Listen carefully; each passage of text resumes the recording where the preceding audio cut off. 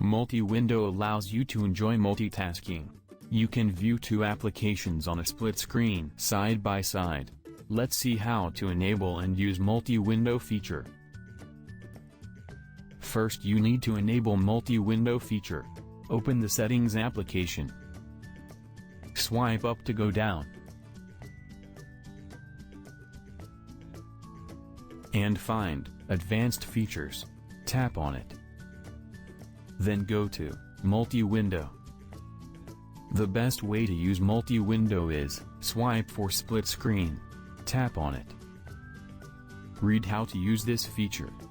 And then tap the slider to enable this. Now go back and open any app. Now swipe up with two fingers from the bottom of the screen in portrait view. And you will see, your screen has been splitted into two parts.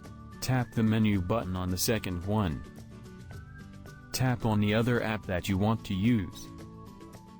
You will then see both apps in split screen. Tap and drag the line between the windows in either direction to close. So in this way, you can enable and use multi-window in Samsung Galaxy S24 Ultra.